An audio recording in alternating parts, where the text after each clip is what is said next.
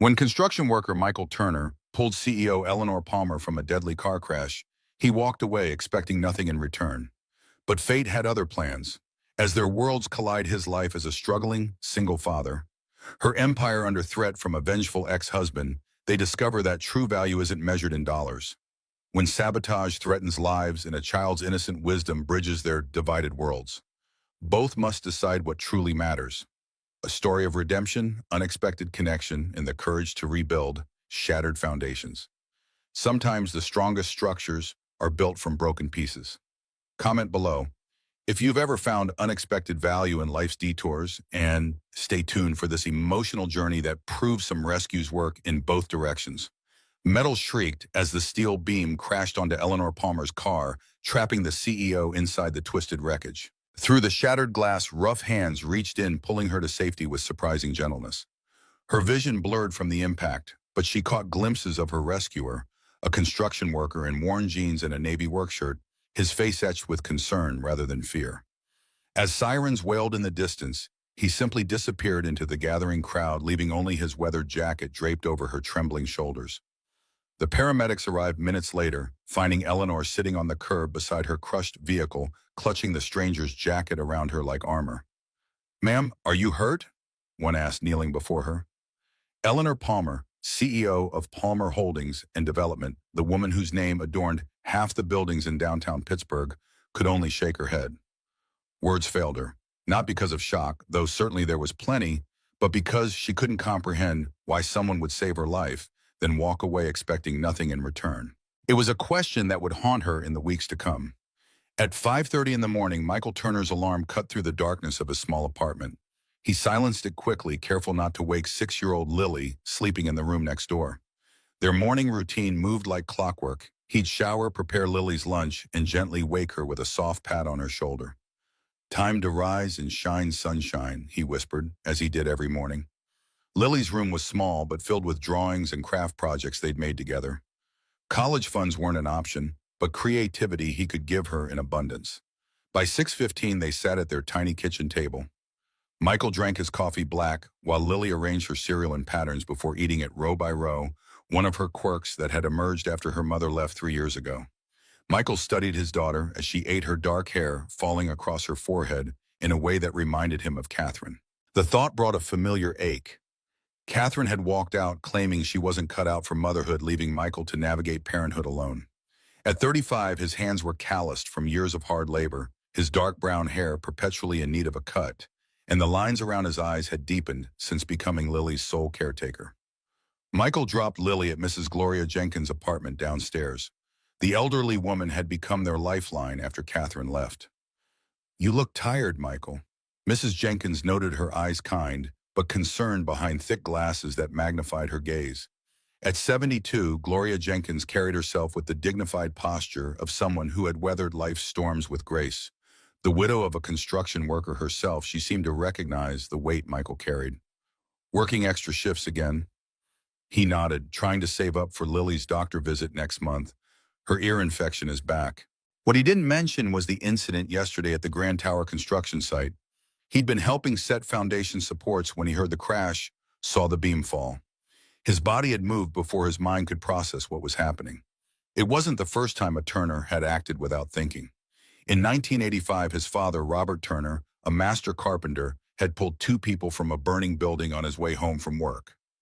Like Michael, he had disappeared afterward, refusing recognition.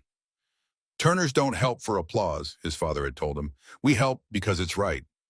Gloria's knowing eyes suggested she suspected something. "I saw on the news some big-shot CEO got saved at that construction site of yours. Dangerous place, seems like." Michael shrugged noncommittally. "I was working on the west side, didn't see much." Gloria wasn't fooled, but she didn't press. Instead, she squeezed his arm gently. "Your father would be proud of the man you've become, Michael. Whatever you did or didn't do yesterday." The mention of his father lingered in Michael's mind as he made his way to the Grand Tower site. Robert Turner had been gone for 15 years now, but his principles remained Michael's North Star, especially after Michael's time in the Navy Construction Battalion, the Seabees, where he'd served before pursuing his dream of architecture school. The discipline and technical skills had served him well, even if the dream itself had been deferred. Eleanor Palmer sat rigidly in her office chair, her tailored suit hiding the bruises from yesterday's accident. At 42, she had built Palmer Holdings from a small consulting firm into a real estate development powerhouse. The view from her 30th floor office showcased three Palmer buildings cutting through the Pittsburgh skyline, with the newest Grand Tower still under construction. The tower represented not just wealth, but her vision of creating spaces where commerce and culture could coexist. Ms. Palmer, the board is concerned about your insistence on returning to work so soon after the accident, her assistant Robert Collins said as he placed a stack of contracts on her desk. At 58, Robert had been with the company almost from the beginning, one of the few who had stood by her through the bitter divorce and corporate battle with Richard. The board can direct their concerns to the quarterly profit margins I've delivered, she replied. What's the status on identifying the construction worker who assisted yesterday? Robert shifted uncomfortably. Security footage was limited due to the construction barriers. HR is reviewing employee records from the site, but without a clear description. Eleanor finally looked up, her green eyes sharp. I need a name, Robert. That man saved my life. Palmer Holdings rewards excellence, and in what he did was beyond excellent. What she didn't say was how the incident had shaken her. For 8 years since divorcing Richard, she had built walls around herself, literal skyscrapers and figurative barriers that kept everyone at a professional distance. Yesterday, a stranger had broken through both with nothing but his bare hands in immediate concern for another human being. She also didn't mention the missing bracelet, a delicate gold chain with a small emerald that had belonged to her grandmother. It was the only thing she had left from a childhood where material possessions were scarce, but love abundant. Her father, a mechanic who had worked 6 days a week to put her through college, had given it to her when she graduated from the University of Pennsylvania. To remember where you came from, he'd said. The bracelet had been on her wrist during the accident. Now it was gone, another loss among many. I want interviews with every worker from that site, she instructed. Discreetly frame it as a general safety review. After Robert left, Eleanor turned to the window, her reflection ghost-like against the cityscape beyond. The woman staring back at her looked polished, successful, untouchable. But yesterday had proven just how fragile the human body could be, how quickly control could be wrenched away. She wondered what her father would think of her now. James Palmer had been a man who judged people by their character, not their bank accounts. He'd spent 40 years at the same auto shop, taking pride in honest work done well. Eleanor had inherited his work ethic, but somewhere along the way had perhaps lost sight of his values. The thought was uncomfortable. Eleanor Palmer didn't do uncomfortable. She solved problems, created solutions, moved forward. Sentimentality was a luxury she had abandoned long ago, along with a small apartment above her father's garage, where she'd spent hours sketching building designs on the back of old receipts. Turning from the window, she picked up the phone. Robert added a cash reward to the search, $20,000 for information leading to identification. If she couldn't appeal to humanity, perhaps capitalism would deliver better results. The foreman, Mike Russo, caught Michael as he checked in at the site. Turner, you're on the 10th floor today, and try to keep your head out of the clouds. We need those supports finished by noon. Michael nodded, slipping on his hard hat. He'd learned long ago that defending himself used energy he couldn't spare. What no one at the site understood is that Michael had once been on track for much more. 12 years ago, he'd been halfway through architecture school at Cornell, designing buildings rather than just building them. Then came Catherine's pregnancy, their hasty marriage, and his decision to drop out and support his new family. The architecture dreams had folded neatly away, replaced by blueprints for survival. As he worked through the morning, Michael's mind drifted to the woman in the car. He hadn't recognized her as the famous Eleanor Palmer until he saw her face on a newspaper someone had left in the break room. He'd simply seen a human being in danger and acted. The thought of claiming credit or asking for a reward had never crossed his mind. But now, hearing rumors of a substantial reward, Michael felt a momentary temptation. That kind of money could pay for Lily's ear surgery, start a small college fund, maybe even allow him to finish his degree. The temptation faded as quickly as it came. His father's voice echoed in his mind.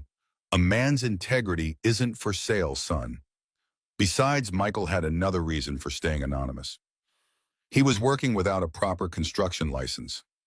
After his CB service and architecture studies, he should have qualified easily, but a paperwork issue with his military discharge had created complications. Mike Russo had hired him anyway based on his obvious skills and willingness to work hard, but the arrangement wasn't strictly legal. Being thrust into the spotlight could cost him his job. "Hey, Turner," called one of the younger workers during lunch break. "You see that crash yesterday? That was the big boss lady herself. Heard she's offering a reward to find the guy who pulled her out." Michael shrugged, unwrapping his simple sandwich. Didn't see much, was working on the west side. He ate quietly, planning the evening ahead. Lily needed help with her reading assignment, and he needed to mend the tear in her favorite stuffed rabbit before she noticed. Such was the rhythm of his day's work. Lily sleep repeat.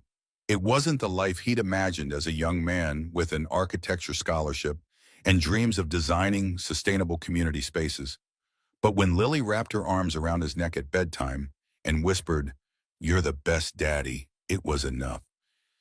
Over the next week, Eleanor found herself driving by the construction site during lunch breaks and after work. She'd sit in her new company car watching the workers from a distance. None moved like the man she remembered, with that quiet sureness, that total focus. She tried other approaches, an anonymous employee appreciation event where she could observe the workers up close, a surprise inspection that allowed her to see their faces. She even authorized a generous safety bonus to all site employees, hoping her rescuer might reveal himself when claiming it. Nothing worked. "Maybe he doesn't want to be found," suggested Caroline Weber, her closest friend and legal counsel for Palmer Holdings over their monthly dinner. "That's absurd," Eleanor countered. "Do you know what I could do for this person? Job advancement, education opportunities, financial security?" "Maybe he doesn't want what you're offering," Caroline said gently. "Not everyone measures life by the same metrics, Elle." The comment stung because it exposed something Eleanor rarely admitted: her tendency to believe every problem could be solved with the right resource allocation.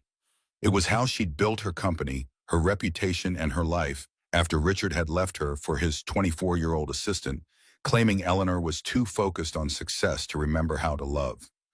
"This isn't about metrics," Eleanor insisted, though the words sounded hollow even to her own ears. "It's about gratitude, about fairness." Carolyn's skeptical expression said everything.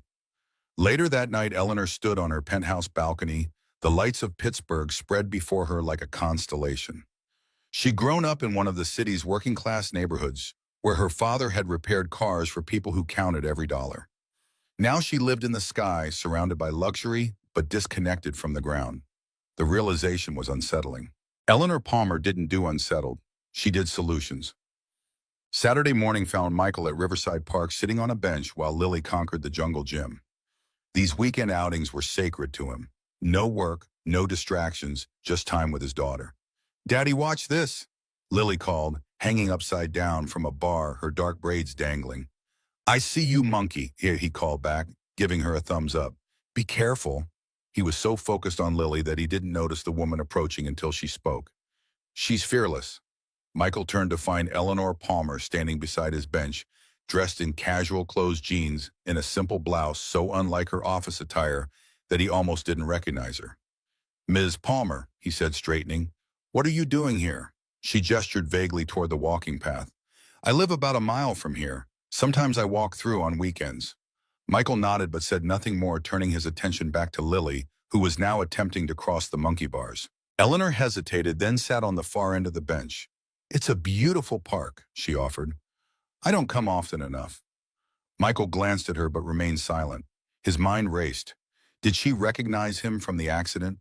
Was this a coincidence, or had she somehow tracked him down? "The thing is," she continued, "in my world, everyone always wants something. Every interaction has an agenda."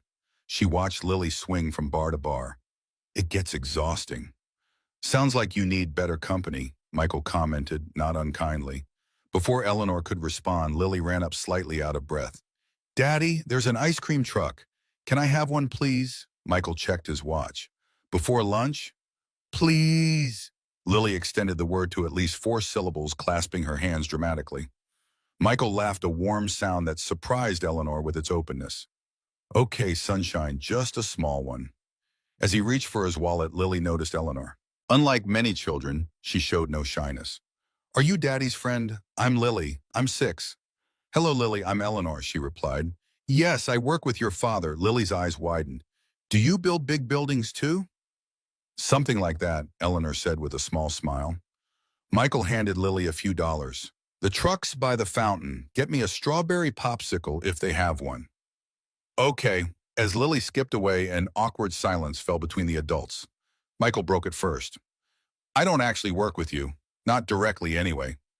I know, Eleanor said. You work at the Grand Tower site. Something in her tone made Michael tense. Did you need something from me, Miss Palmer? Eleanor, please. She watched Lily carefully selecting her ice cream. She's wonderful. She's everything, Michael said simply. Lily returned balancing 3 frozen treats. I got you a strawberry one, Daddy. And I got a vanilla cone for your friend, because everyone likes vanilla, right? Before either adult could react, Lily had thrust the cone toward Eleanor, her expression expectant. That's very thoughtful, Lily, Eleanor said carefully, accepting the rapidly melting ice cream. Thank you. They sat eating their frozen treats, Lily chattering about school, her best friend Zoe, and how she was going to build a rocket ship out of cardboard boxes. Eleanor found herself smiling genuinely, caught up in the child's enthusiasm. What do you do? Lily eventually asked Eleanor, vanilla ice cream smudged on her cheek. I run a company that builds buildings, Eleanor explained, simplifying her role. Lily's eyes widened. Like the really tall ones downtown, Daddy helped build those. He's the best builder ever. He fixed Mrs. Jenkins's sink and built me a bookshelf for my birthday. Michael looked slightly embarrassed. Lily, it's true, Lily insisted. Daddy can fix anything, except maybe Mommy. But he says some things stay broken, and that's okay. An uncomfortable silence fell. Michael gently wiped Lily's cheek with a napkin. Sunshine, why don't you try the swings for a bit? Not too high. Once Lily was out of earshot, Michael sighed. Sorry about that. Kids have no filter. No, it's refreshing, Eleanor said truthfully. In my world, everyone has an agenda. Carefully filtered words. She watched Lily pumping her legs on the swing. She's lucky to have you. I'm the lucky one, Michael replied, his eyes following his daughter. As they prepared to leave the park, Lily turned to Eleanor. Will you come next Saturday? We're bringing a kite if it's windy. Eleanor hesitated, looking at Michael. He gave a small nod. I'd like that, Lily, she said. As she walked back to her apartment, Eleanor realized something startling. The persistent knot of tension she carried between her shoulders had loosened just a fraction. For 2 hours, she had thought about nothing except ice cream, sunshine, and the simple joy of a child who saw the world as fundamentally good. 3 weeks after the accident, Eleanor's security team finally made the connection. An employee badge access record showed one worker, Michael Turner, missing from his station for exactly 22 minutes during the time of the accident. Single father, 6 years on site, no disciplinary issues, Robert reported, placing the file on Eleanor's desk. Lives in the Riverside Apartments with his daughter. Eleanor opened the file to find a standard employee photo. Michael Turner looked directly at the camera, no smile, no frown, just clear eyes and a face that had weathered more than its share of challenges, a face she now recognized from the park. Eleanor felt a strange mixture of triumph and unease. She had found her rescuer, but their park encounters took on a new dimension. Had he known who she was all along?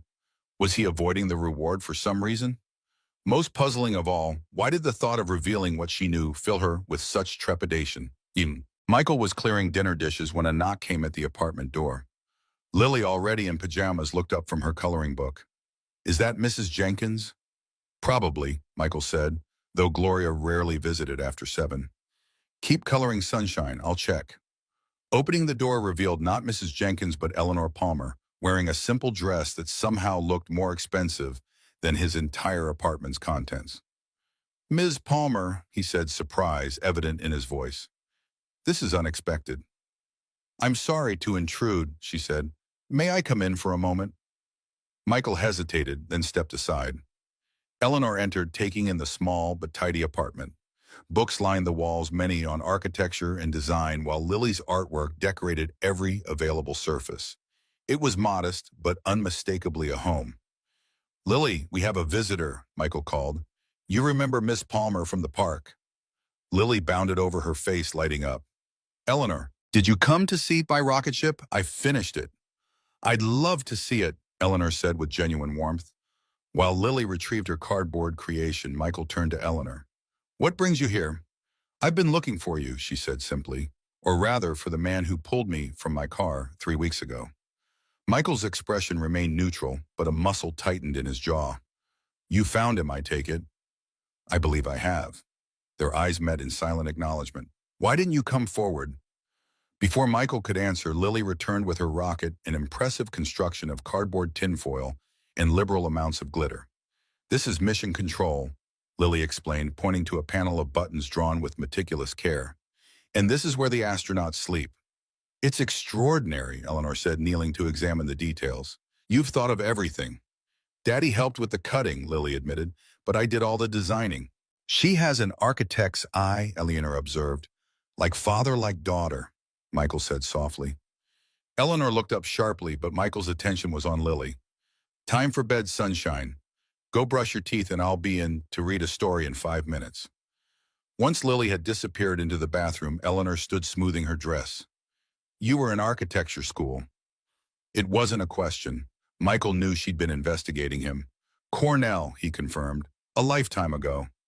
What happened? Michael's expression closed. Life happened, Ms. Palmer. Now, if you've satisfied your curiosity about who pulled you from that car, I have a bedtime story to read. I came to thank you, Eleanor said, and to offer you something in return. I don't want a reward. Not money, Eleanor clarified. A real one using your skills and experience. Palmer Holdings needs people who can both design and understand construction. Michael's laugh held no humor. So now you're saving me, the rich CEO rescuing the poor construction worker? The words landed like slaps. Eleanor stiffened. That's not, isn't it? Michael challenged quietly. You investigate me, come to my home unannounced, and offer to elevate me from my humble existence. Did you ever consider I might be content with my life? Eleanor's cheeks flushed. I thought, that's the problem, Michael interrupted. You thought about what I might need without asking. Just like everyone in your world, Ms. Palmer. Everything's a transaction. Eleanor's professional mask slipped, genuine hurt flashing across her face. That wasn't my intention. What was your intention? The question hung between them, and Eleanor found herself without a ready answer. Why had she pursued this so relentlessly? Why did it matter so much who had pulled her from that car? I should go, she said, finally moving toward the door. I apologize for intruding. Michael's expression softened slightly. Wait, I should apologize too. You came to say thank you and I've been defensive. Why did you help me that day? The question seemed to surprise her as much as him, as if she hadn't meant to ask it so directly. Michael considered this. Because you were in danger. Because that's what people should do for each other. He paused. Because my daughter is watching everything I do, learning how to be in this world. Eleanor absorbed this, then tried another approach. If not a book, then perhaps something else. A college fund for Lily Better housing options. Michael shook his head, disappointment crossing his features. You're still not getting it. Turning a basic human response into a transaction, it cheapens, it doesn't it? For perhaps the first time in her professional life, Eleanor Palmer found herself speechless. In her world, everything had a price or a value proposition. The idea that some actions existed outside that framework was foreign to her. I need to read Lily her story, Michael said quietly. She gets anxious if her routine changes. Of course. Eleanor moved to the door but paused with her hand on the knob. Will you still be at the park on Saturday? Michael studied her for a long moment. We'll be there at 10. Bring a sweater. It gets windy near the pond. It wasn't forgiveness or even acceptance, but it was something. Eleanor nodded and left the door closing softly behind her. In the elevator, she leaned against the wall, exhaling slowly. She had handled that all wrong. Eleanor Palmer, master negotiator, had misread the entire situation. But the most unsettling realization wasn't her tactical error. It was that for the first time in years, she cared about making it right. The next morning, Michael's phone rang as he prepared Lily's lunch. The caller ID showed the construction site office. Turner, he answered, wedging the phone between ear and shoulder as he spread peanut butter on bread. Mike Russo here. Got some interesting news for you.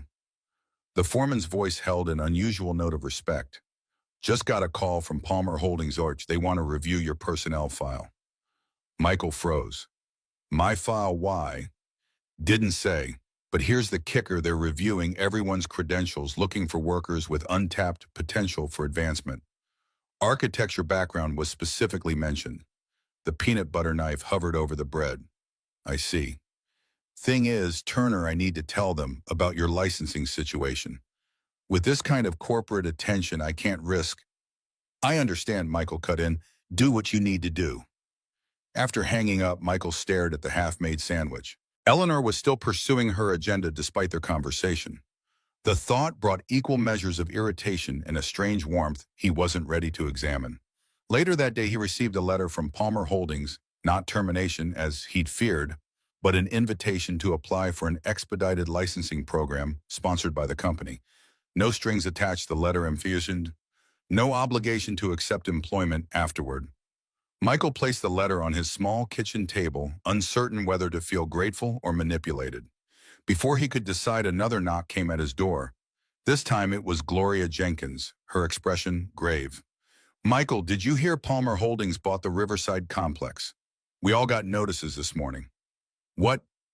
Michael took the paper she offered, scanning its contents. Indeed, Palmer Holdings had acquired the property and planned significant renovations and updates. They're saying rent won't change for now.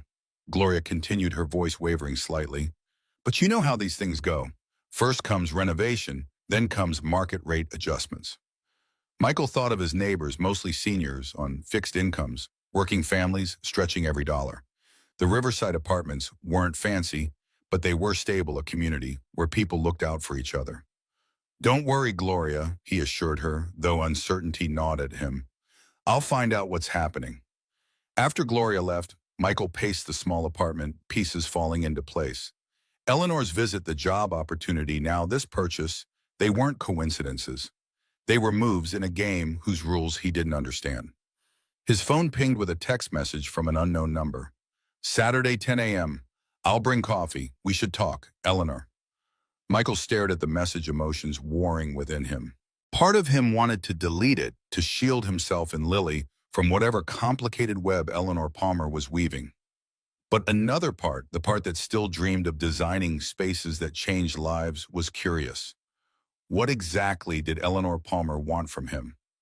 The answer, when it came, would change everything.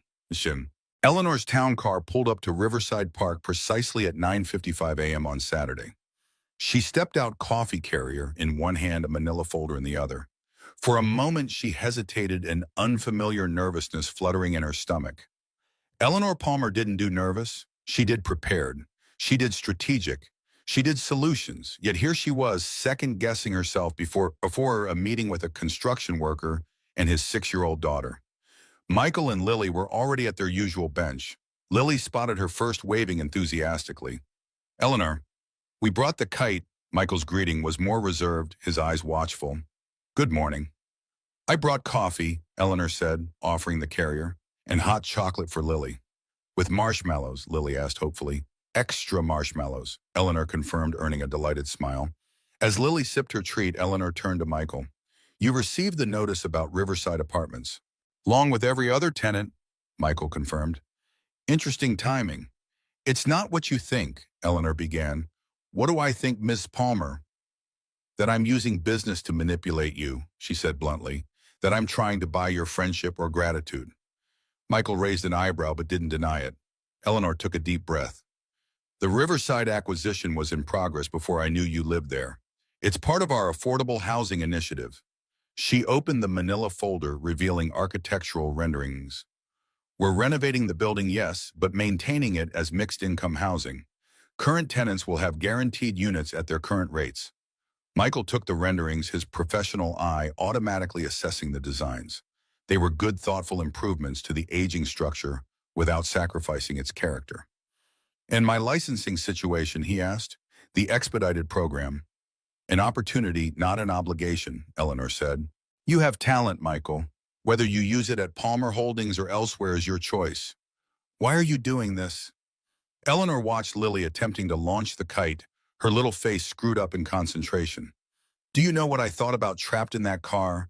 Not my company or my achievements or my bank accounts. I thought about all the things I'd never done, the connections I'd never made. She met his gaze directly. You saved my life, then disappeared. When I finally found you, you refused any reward, any acknowledgement. You challenged everything I thought I knew about how the world works. And that interests you, Michael asked skeptically. It does, Eltonor admitted. You and Lily, you measure life differently than I do. I want to understand that. Before Michael could respond, Lily ran over struggling with her kite. Daddy, it won't fly. The wind's not strong enough, yet sunshine, Michael explained, setting aside the renderings. Can I help? Eleanor asked, surprising herself. Michael looked at her, really looked at her for perhaps the first time. What he saw must have satisfied him because he nodded. Show us what you have got, CEO. The three of them spent the next hour attempting to launch the kite with Eleanor proving surprisingly adept. My father taught me, she explained as the kite finally caught the wind. He said it was important to understand how things worked, not just how to pay for them. Watching Eleanor run across the grass, helping Lily guide the kite higher, Michael felt something shift inside him.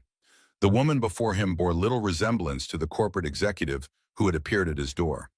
Here was someone genuine, someone trying, however imperfectly, to connect. Later, as they sat on the bench watching the kite dance against the blue sky, Lily between them, Michael made a decision. I'll consider the licensing program, he said quietly. No promises beyond that. Eleanor nodded, understanding the significance of this small concession. That's fair. As Lily chattered about the kite's acrobatics, Eleanor's phone buzzed. She glanced at it, her expression darkening. Problem? Michael asked. Just work, she said, silencing the device. Nothing that can't wait. But the shadow that crossed her face suggested otherwise. Michael, attuned to reading people, sensed genuine concern beneath her composed exterior. Lily, why don't you show Eleanor your collection of special rocks? He suggested, giving Eleanor a moment to compose herself. As Lily eagerly led Eleanor to a nearby tree where she had arranged a series of ordinary pebbles with extraordinary stories, Michael pondered the complex woman who had entered their lives. Eleanor Palmer was clearly fighting her own battles, navigating a world that demanded constant vigilance and control. Yet here she was, kneeling beside his daughter, examining rocks with the solemn attention they deserved. The protective instinct that made him pull her from that crushed car stirred again, though the danger now was less tangible than twisted metal. Something was troubling Eleanor Palmer, something she wasn't sharing.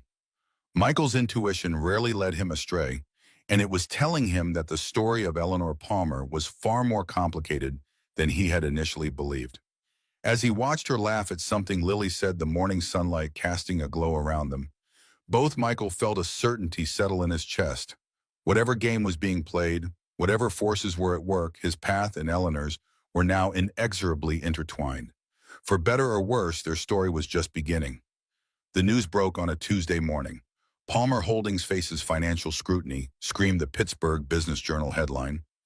Eleanor sat in her office scrolling through the digital version, her face a careful mask despite being alone. The article cited anonymous sources claiming Palmer Holdings was overextended, that the Grand Tower project was behind schedule and over budget, that investors were growing nervous. None of it was true. The Grand Tower was on schedule. Their finances were solid. But in the world of high finance and development, perception often outweighed reality. Her phone rang. Carolyn Weber, legal counsel and friend. I've seen it, Eleanor said without preamble. It's a hit job, Carolyn replied. The question is who's behind it. Eleanor already knew. Only one person had both the motive and the resources to orchestrate this. Richard. Her ex-husband had been suspiciously quiet since their divorce finalized. Too quiet considering he'd vowed to destroy everything she built after losing control of the company. We need to respond carefully, Caroline cautioned. A direct denial looks defensive. Schedule a press tour of the Grand Tower site, Eleanor decided. Transparency is our best weapon. And Caroline, find out what Richard's been up to lately. After hanging up, Eleanor turned to the window, her reflection resolute against the cityscape beyond. She'd fought too hard, sacrificed too much to let rumors destroy her life's work. Whatever game Richard was playing, she would win. She always did. Michael's day at the construction site took an unexpected turn when the foreman gathered the crew for an announcement. Listen up, Mike Russo called. There's going to be a media tour of the site tomorrow. Big shots from Palmer Holdings news crews, the works. He scanned the assembled workers. They want to show how well the project's going, so everybody needs to look busy and professional. Murmurs rippled through the group. construction sites weren't typically showcased mid-project. "Something wrong with the company?" asked one veteran worker. "Above my pay grade," Russo replied with a shrug. "Just do your jobs and try not to swear on camera." As the crew dispersed, Russo pulled Michael aside. "Turner, I got word from upstairs. You're being assigned to a different area tomorrow." Michael frowned. "Why, don't know." Orders came straight from the top. The implications were clear.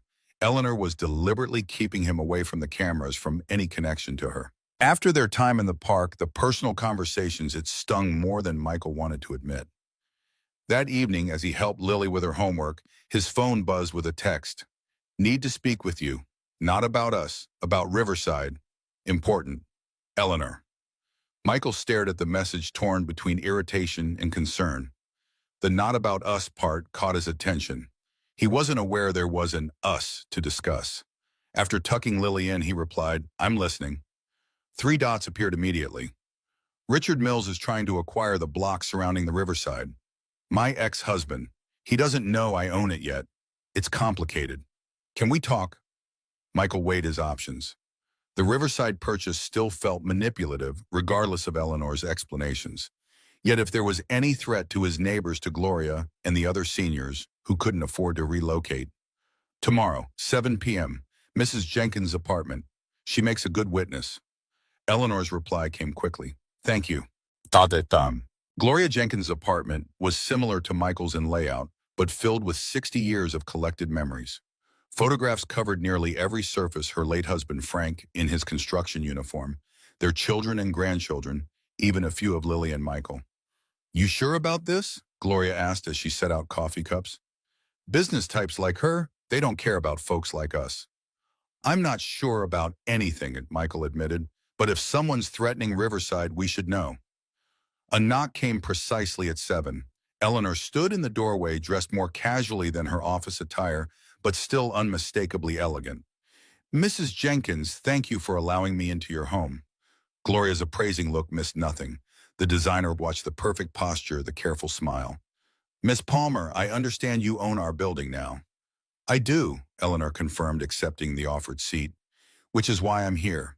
She opened her tablet, displaying property records. "Richard Mills, through various shell companies, has been quietly acquiring properties surrounding Riverside. My sources indicate he plans to build a luxury high-rise that would effectively wall off this neighborhood from downtown." Michael studied the maps. "He doesn't have Riverside itself, though."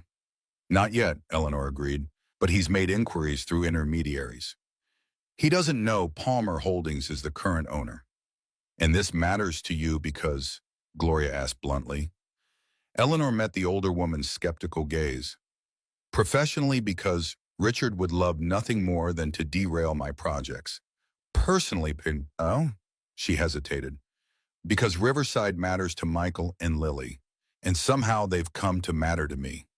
The simple honesty of this admission surprised both Gloria and Michael. "What's his endgame?" Michael asked. "Development rights for the entire block," Eleanor explained. "If he controls enough surrounding property, he can pressure the city to rezone, force smaller owners to sell. It's predatory development 101. "And what's your plan?" Gloria pressed. "To stop him," Eleanor said simply. "But I need information, on-the-ground intelligence, about who in the neighborhood has been approached, what offers have been made." Gloria and Michael exchanged glances. "The Hendersons on the third floors mentioned someone asking about buying their condo," Gloria offered. "And the bodega owner on the corner, his landlord's been trying to break his lease." Eleanor nodded, taking notes. "This helps, thank you." "What's in it for you?" Gloria asked, ever direct. "Stopping your ex-husband can't be your only motivation." Eleanor considered this. Riverside is perfectly positioned for workforce housing, people who keep the city running but can't afford downtown prices. Palmer Holdings has been developing a mixed-income model that could transform urban housing. "So we're your test case." Michael's tone was neutral, but his eyes were watchful. "More like the prototype for what housing could be," Eleanor corrected. "Sustainable, affordable, dignified. The kind of project that leaves a real legacy." Something in her voice, a hint of genuine passion, made Michael study her more carefully. "You actually care about this." "I do," Eleanor admitted. "My father lived in a neighborhood like this one. Good people who worked hard but could never get ahead because the system was stacked against them. He died thinking I'd forgotten where I came from. The personal revelation hung in the air. Gloria's expression softened slightly. Frank always said you can judge people by how they treat those who can't do anything for them. Your husband sounds like a wise man, Eleanor said. He was. Gloria rose, retrieving a photo album. 40 years in construction helped build half of downtown. As Gloria showed Eleanor photographs, Michael observed their interaction. Eleanor asked thoughtful questions showing genuine interest in Frank's career and Gloria's life. It wasn't the calculated charm of a businesswoman. It was something more authentic.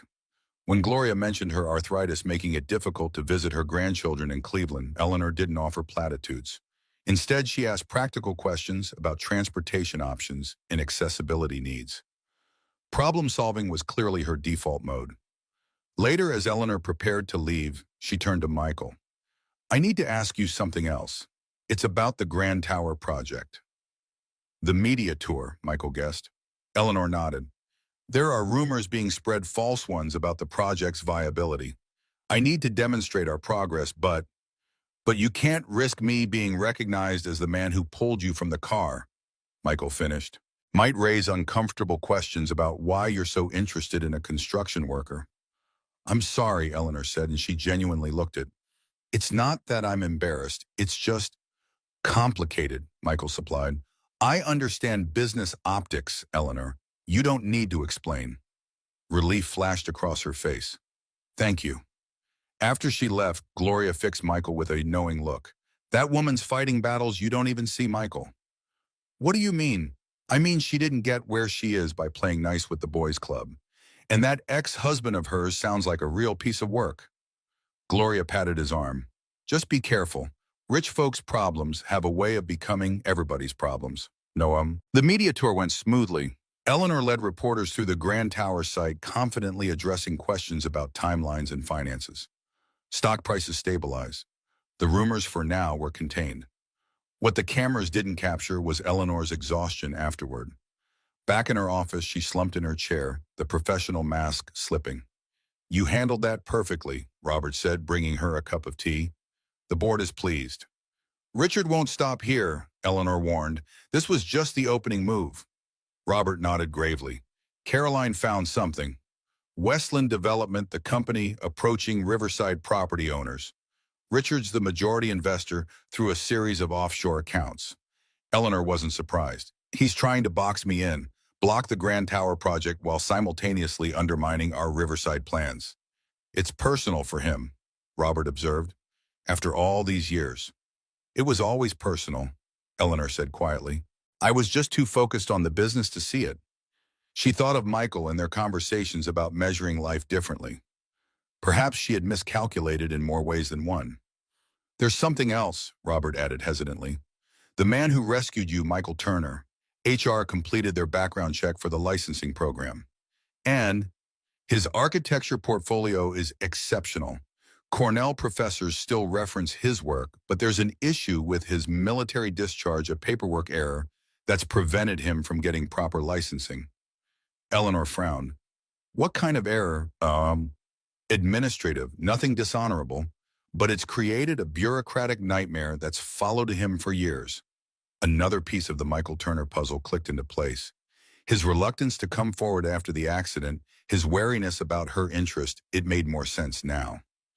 Fix it, Eleanor instructed, quietly, respectfully. Don't make him feel like a charity case. Robert nodded. Already in progress. After he left, Eleanor turned to the window, watching darkness fall over the city.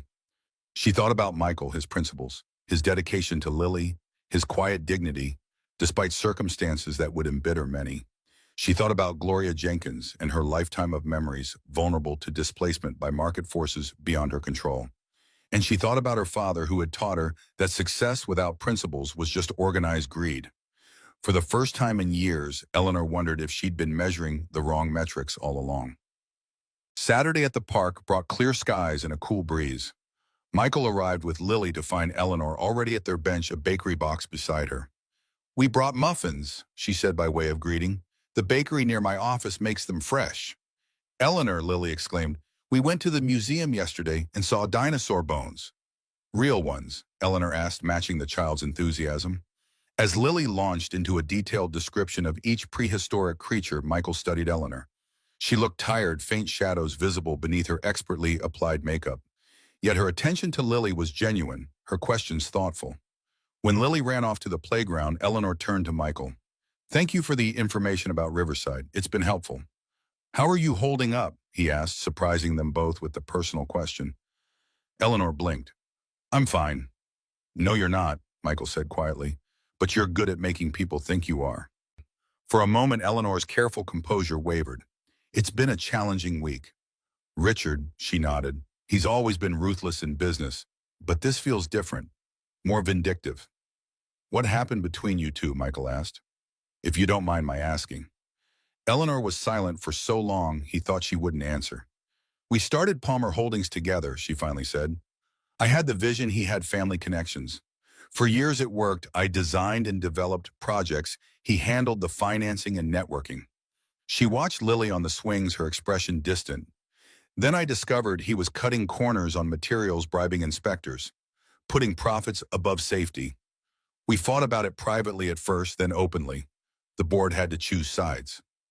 "They chose you," Michael guessed. "They chose the better business model," Eleanor corrected. "Richard's methods brought short-term gains but long-term liabilities. I proved that ethical development was more profitable over time." She smiled without humor. "He never forgave me for that being right and taking his company. The divorce was just collateral damage." Michael absorbed this. "And now he's back targeting your projects." "And the people connected to them," Eleanor confirmed, "which now includes Riverside, includes you and Lily." The protective concern in her voice was unmistakable. Michael felt something shift between them, a new understanding taking shape. "We can take care of ourselves," he assured her. "We always have." "I know you can," Eleanor said, "but maybe you shouldn't have to, not alone." Before Michael could respond, Lily called from the playground. "Daddy, Eleanor, watch me go down the big slide." They both turned to wave, momentarily united in their focus on the child. It was, Michael realized, the most natural they'd felt together, this shared attention to someone who needed them both. "I have your licensing paperwork," Eleanor said quietly. "The military discharge issue has been resolved. You can apply for full credentials whenever you're ready." Michael stiffened. "I didn't ask you to do that." "You didn't have to," Eleanor replied. "It was a bureaucratic error that should have been fixed years ago. All it took was the right contacts at the Veterans Administration. And Palmer Holdings just happens to have those contacts." "I have those contacts," Eleanor corrected. "My father served. I support veterans organizations."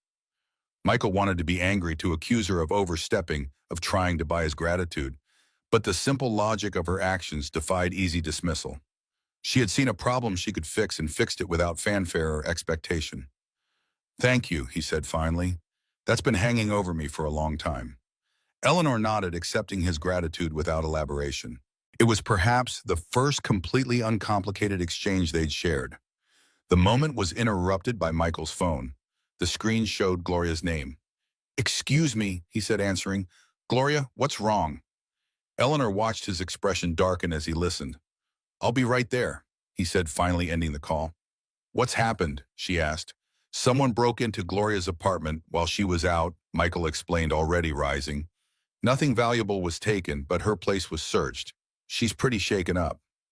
"Let me come with you," Eleanor offered. Michael hesitated, then nodded. "Lily," he called, "we need to go see Mrs. Jenkins. Something's happened at her apartment." Gloria Jenkins sat rigidly on her sofa, her hands clasped tightly in her lap. Two uniformed police officers stood nearby, looking simultaneously sympathetic and bored, clearly categorizing this as a minor break-in in a neighborhood where such things happened. "Nothing seems to be missing, ma'am," one officer was saying as Michael, Eleanor, and Lily entered. "Probably kids looking for posher electronics." Gloria's relief at seeing them was palpable. "Michael, thank goodness. Are you okay?" he asked immediately, sitting beside her. "Just rattled," she admitted. "They went through everything, closets, drawers, even Frank's old papers." Eleanor approached the officers, her posture subtly shifting into what Michael had mentally labeled her CEO stance, back straight, chin slightly raised, eyes direct. "Has forensics been called?" she asked. The officer blinked clearly, reassessing the situation based on Eleanor's appearance and tone. Ma'am, for a simple break-in with no major theft. This wasn't a simple break-in, Eleanor interrupted smoothly. Mrs. Jenkins is a resident in a building owned by Palmer Holdings. We have reason to believe this may be connected to a larger pattern of harassment related to real estate interests in this neighborhood. She produced a business card. I'd like forensics called immediately, and I'll need a copy of the full report. Palmer Holdings will cover any additional departmental costs. The officer's demeanor changed instantly. One stepped away to make a call while the other began a more thorough examination of the entry points. Michael shot Eleanor an impressed look. She shrugged, slightly a silent, "This is what I do" gesture. Lily, meanwhile, had appointed herself Gloria's personal comforter, showing her a small stuffed cat she'd brought along. "Mr. Whiskers makes me feel better when I'm scared," she explained solemnly. Gloria managed a smile. "Thank you, sweetheart. You. That helps." As forensics arrived and began their work, Eleanor drew Michael aside. "This wasn't random," she said quietly. "They were looking for something specific." "Property documents," Michael guessed. "Lease agreements." "Possibly." Eleanor glanced at Gloria, who was now describing the break-in to a detective. "Or information about the other residents. Who might sell, who's vulnerable." Michael's jaw tightened. "Richard?" "It fits his pattern," Eleanor confirmed. "Information is leverage in real estate." The grim reality of the situation settled between them. This wasn't just business maneuvering anymore. It was affecting real people, vulnerable people. Gloria could have been hurt or worse. "What's our next move?" Michael asked, not even registering his use of "our." Eleanor noticed but didn't comment. "Security upgrades for the building immediately, and I think it's time I confronted Richard directly." "Is that wise?" "Probably not," she admitted. "But letting him operate in the shadows clearly isn't working." Later, after Gloria had been settled with a new security system, and Lily was asleep, Michael stood on his small balcony staring at the Pittsburgh skyline. The Grand Tower was visible in the distance, illuminated by construction lights. His phone buzzed with a text from Eleanor. "Security team will patrol Riverside tonight. Sleep well." The simple message carried more meaning than its few words suggested. Eleanor was protecting them, not just as a business asset, but as people she cared about.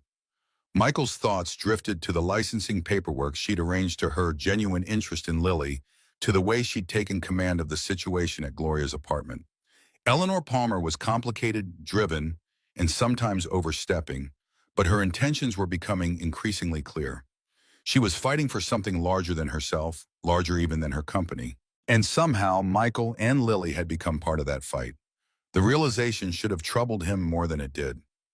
"He's here," Robert announced, appearing in Eleanor's office doorway. Eleanor closed the folder she'd been reviewing, preliminary designs for the Riverside renovation. "Send him in." Richard Mills entered with the confident stride of a man accustomed to occupying space unapologetically. At 46, he remained handsome in a polished, artificial way. Perfect teeth, perfect suit tailored to minimize his softening midsection. "Eleanor," he greeted her, his smile not reaching his eyes. "Still working in this glass cage, I see." "Richard," she replied evenly, "I appreciate you agreeing to meet." "How could I refuse? Your message sounded so urgent." He settled into a chair without waiting for an invitation. "Though I'm puzzled why you'd want to discuss Westland development with me. I'm merely an investor." "A controlling investor," Eleanor corrected, "through a labyrinth of shell companies that took my team 3 days to unravel." Richard's smile tightened. "Always the thorough one." "Let's dispense with the games," Eleanor said. "I know you're targeting the Riverside neighborhood. I know you've been approaching property owners, pressuring tenants, and now apparently resorting to break-ins." "Serious accusations," Richard commented, examining his manicured nails. "Especially without evidence."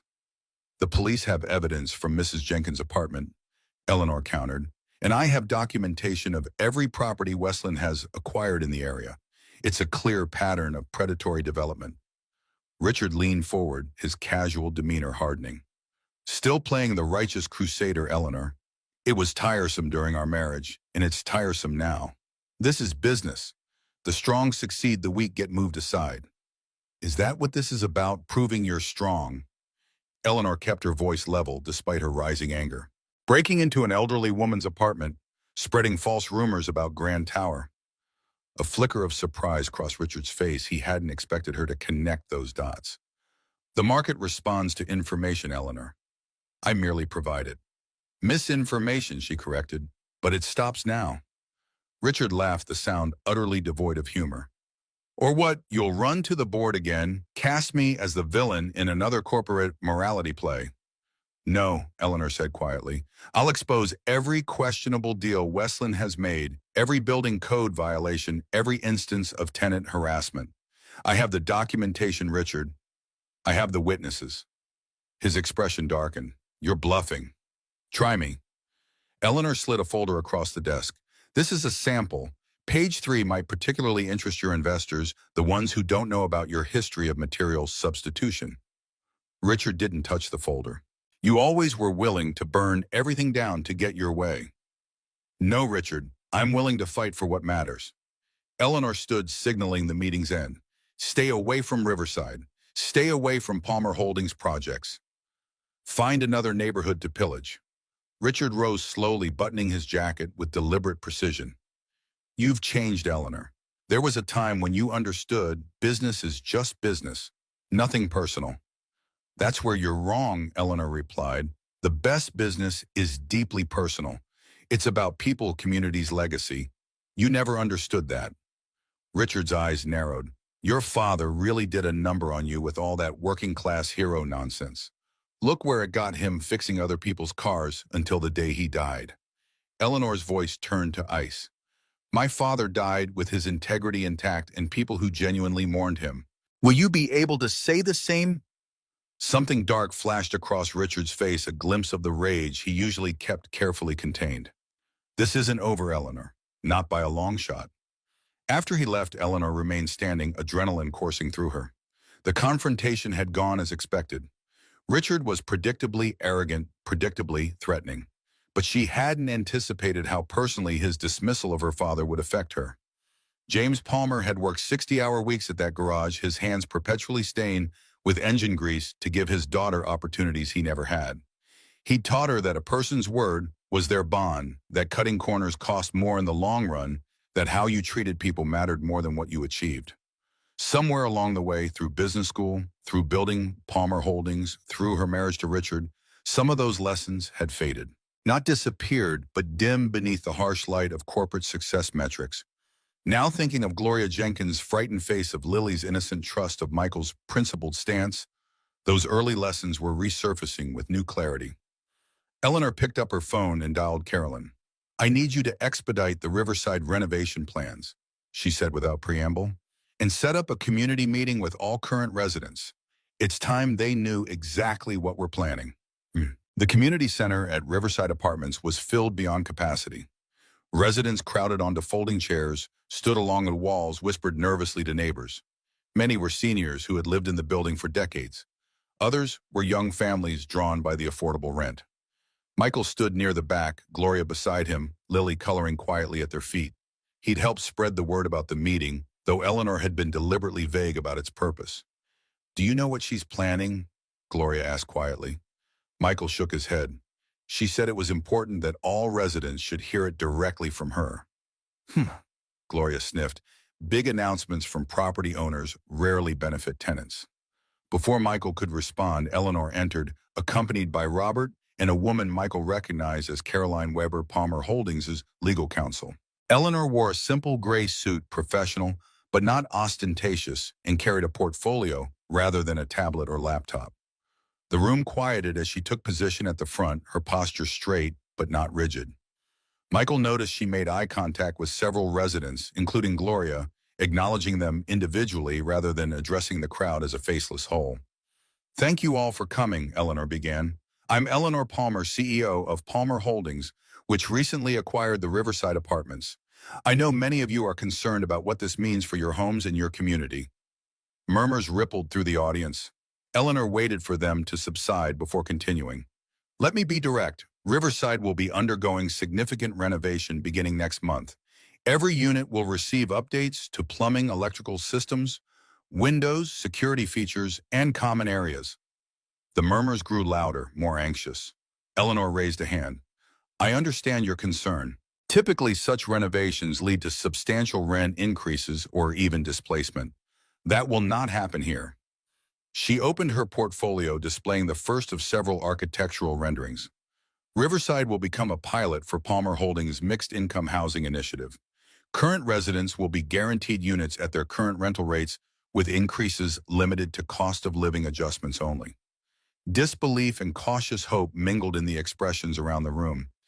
During renovation, we will arrange temporary housing in comparable units nearby with all moving expenses covered. When you return, your apartment will be safer, more energy efficient, and more comfortable, but still your home at a price you can afford. Gloria leaned toward Michael. Is she serious? I think she is, Michael replied, watching Eleanor's confident, measured delivery. Why are you doing this? Called an elderly man from the front row. What's the catch? Eleanor acknowledged the question with a nod. It's a fair question, Mr. Daniels. The financial model is complex, but essentially will add 2 new floors with market rate units that will subsidize the existing affordable units. The building's improved energy efficiency will reduce operating costs, and Palmer Holdings will receive tax incentives for creating sustainable mixed-income housing. She paused, then added something unexpected. But the honest answer to why, because neighborhoods like Riverside are the backbone of this city, because mixed-income communities are healthier communities, and because it's the right thing to do. The simplicity of this last statement hung in the air, devoid of corporate jargon or platitudes. Eleanor continued outlining renovation timelines, temporary relocation procedures, and the community input process for design elements. As she spoke, Michael observed the gradual shift in the room's energy, from suspicion to cautious optimism, from fear to tentative engagement. When she opened the floor for questions, residents didn't hold back.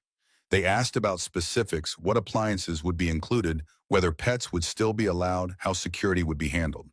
Eleanor answered each question directly, deferring to Robert or Carolyn when necessary, but never dismissing concerns as trivial. Gloria raised her hand. What happens if this Westland development buys the surrounding buildings? Won't they just wall us off anyway? A ripple of concern moved through the room. Clearly, others had been approached by Westland representatives. An excellent question, Mrs. Jenkins, Eleanor acknowledged.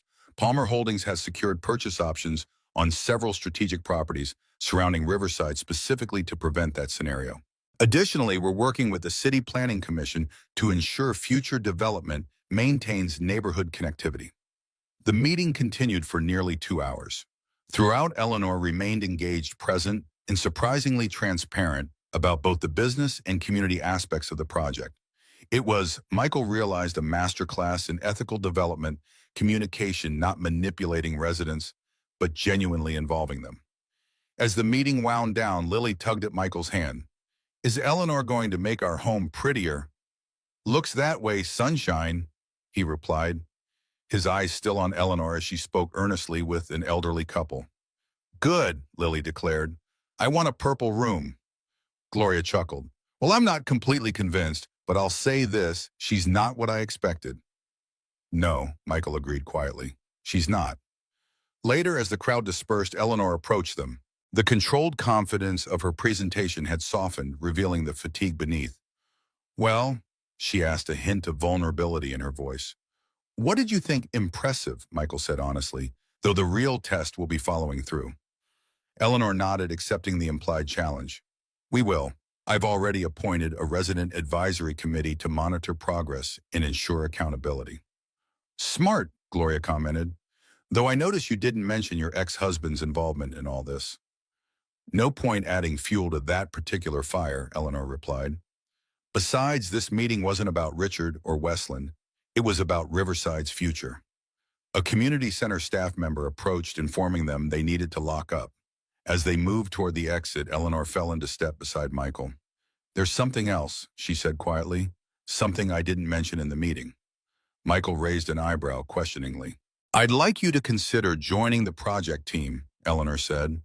Not as a construction worker, but as a design consultant. Your architectural background combined with your practical experience would be invaluable. Michael stopped walking, studying her face for any sign of manipulation or charity. He found none, only professional respect and something warmer, more personal. You're serious, he realized. Completely, Eleanor confirmed. This is a business decision, Michael. You understand both the technical aspects and the human impact of housing design. That's a rare combination. Before he could respond, a commotion erupted outside the community center. Raised voices, then the distinctive sound of breaking glass. They rushed outside to find a small group of young men fleeing the scene. Behind them, Eleanor's town car sat with its windows shattered, bright red spray paint covering its sides. The message was crude but clear. Palmer in Parasite. Robert was already on the phone with security. Caroline was documenting the damage with her phone's camera. Eleanor stood perfectly still, her expression unreadable. Michael moved to her side. "Are you okay?" "I'm fine," she said automatically, though her slightly trembling hand suggested otherwise. Lily pressed against Michael's leg, eyes wide at the destruction. "Why did they hurt Eleanor's car?" Eleanor knelt to Lily's level, her voice gentle despite the circumstances. "Sometimes people are angry about things they don't understand. They think I'm going to change their neighborhood in ways they don't want." "But you're making it better," Lily said with a child's simple logic. "I hope so," Eleanor replied, "but change is scary, even good change." As police arrived and statements were taken, Michael observed Eleanor's composure, the way she maintained dignity without arrogance, the way she calmed the alarmed community center staff, the way she prioritized others' concerns above her own. This wasn't the calculating CEO who had appeared at his door weeks ago. This was someone more complex, more human, someone who had taken significant business and personal risks to protect a community she had no obligation to care about. When Eleanor's replacement car arrived, she turned to Michael and Gloria. "I should go. There will be statements to prepare, security assessments to review." "Always working," Michael commented, not unkindly. "It's what I do," Eleanor replied with a small smile. "Though lately I'm remembering there are other things too." Her gaze dropped to Lily, who had fallen asleep against Michael's shoulder, exhausted by the evening's events. Something softened in Eleanor's expression, a tenderness she rarely allowed herself to display. "Consider my offer," she said quietly. "The project needs your perspective. No strings attached." As her car pulled away, Gloria gave Michael a knowing look. "That woman's fighting for something bigger than a building, Michael. And I think she's fighting for you and Lily too, whether she admits it or not." Michael watched the taillights disappear around a corner, Gloria's words settling into his consciousness. The lines between professional and personal, between obligation and choice, between past and future were blurring in ways he hadn't anticipated. What had begun with a simple act of rescue was evolving into something far more complex, a reshaping of lives, priorities, and possibilities that neither he nor Eleanor could have foreseen. And despite every instinct for caution, every hard-learned lesson about self-reliance, Michael found himself drawn toward whatever lay ahead. The next morning, he texted Eleanor a single sentence, "I'll consult on the project. When do we start?" Her reply came minutes later. "Today, and Michael, thank you for trusting me." Trust, such a simple word for such a complicated concept. Yet as Michael prepared for the day ahead, he realized that's exactly what was happening, step by careful step. He was beginning to trust Eleanor Palmer, and perhaps more surprisingly, she was beginning to trust herself. The Riverside Renovation Command Center occupied what had once been the building's defunct laundry room. Architectural renderings covered the walls, material samples, filled shelves, and a large table dominated the center, typically strewn with blueprints in contractor bids. It was here 6 weeks into the project that Michael found himself spending most days. This morning, he hunched over revised bathroom designs, making minor adjustments to accommodate the needs of elderly residents. The door opened, admitting Eleanor with 2 coffee cups and a folder tucked under her arm. "You're here early," she observed, setting a cup beside him. "Couldn't sleep," Michael admitted. "Lily's ear infection is back. Had to take her to the emergency room at 2 a.m. Concern immediately replaced Eleanor's professional demeanor. "Is she okay? Why didn't you call me?" The question hung between them, intimate, revealing more than perhaps she'd intended. "She's fine," Michael assured her. "On antibiotics again. Gloria's watching her today." Eleanor nodded, sipping her coffee to cover the moment of vulnerability. "I have news about Richard." "Good or bad?"